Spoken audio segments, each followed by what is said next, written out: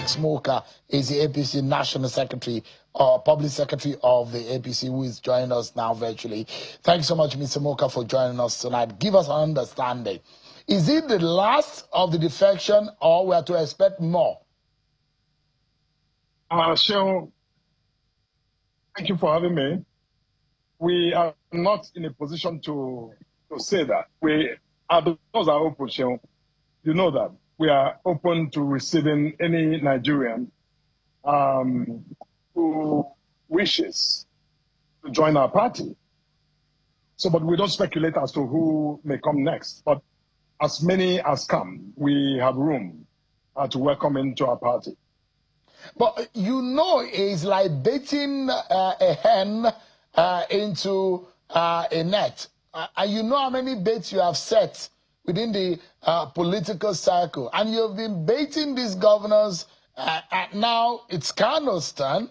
And whatever you have done to bait them, the president, they said, is the master planner of this. And since Professor Nentawe Yiwada became the national chairman of the AP, it's been a spree of having governors move with their supporters into the APC. And that's what I'm asking. You know where the bait, you have set the bait. How much more are we expecting? Is it the end of the defections? Whatever you are giving the governors or whatever you are saying to them, is it the end? Look, Shehu, listen, nobody's baiting anyone.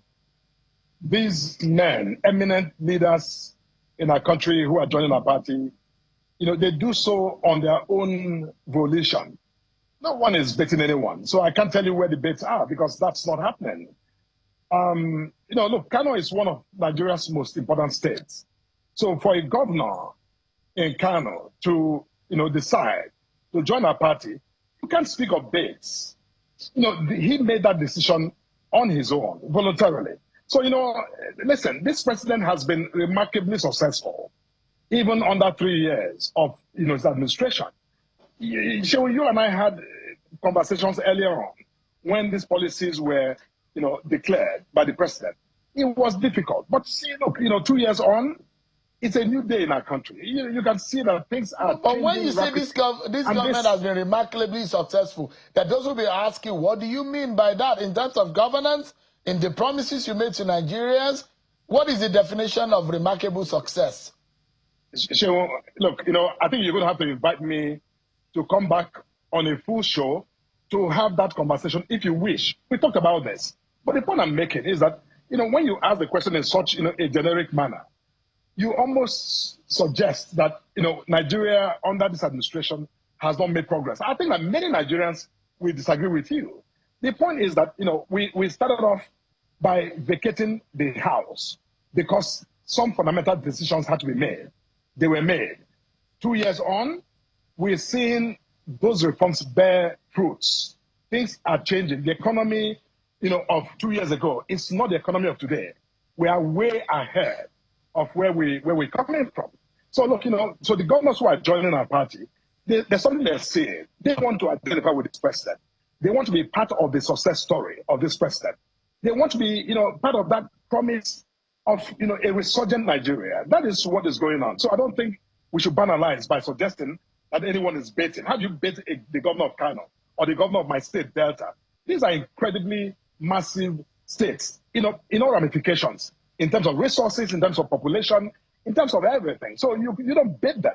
These are men of, you know, who on their own, you know, have decided to come over to our party because they want to be part of this great story that's unfolded. Mr. Morka, fundamentally, have you been able to resolve internally how to govern this state politically speaking? Who is the leader of APC in Kano as of today?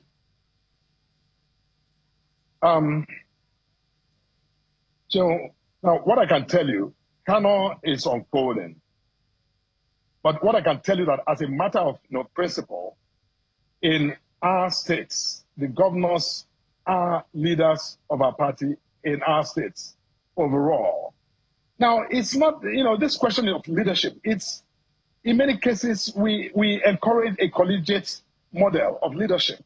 The governor may be the political head, but, you know, there are other critical leaders, eminent leaders in all of our states that, whose role and whose involvement in decision making, is critical to the success, not just of our party, but of the government, where we have a government in those states.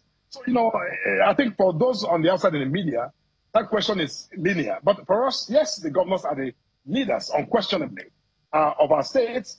But as I said, the governors themselves understand that there are leaders in the states with whom they must, collaborate in order to actually deliver, good quality governance and, effective party administration in those states. So the same thing goes for Rivers, same thing goes for Delta and the rest of the state. So if that's the principle your party is going by, so there is no contestation as to, because in Kano, there's a lot of dynamics. There's a former governor who is a former national chairman of the APC, and there is a deputy Senate president who is at the national level. So if it's settled, everybody in Kano will go home and know that Abba Yusuf is the #1 man. But let's quickly touch on this one, Mr. Morka. There are those who are suggesting that your party needs to recalibrate ahead of 2027.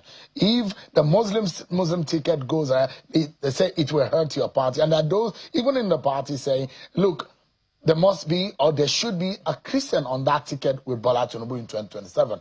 Is your party considering the faith issue as a major factor to carry everyone along? Sean, interesting you asked that question, because just a few hours ago today, I did put out a statement where I, in fact, dismissed some of the rumors swirling around this question regarding, speculated possible replacement of the Vice President, Senator Kashim Shettima.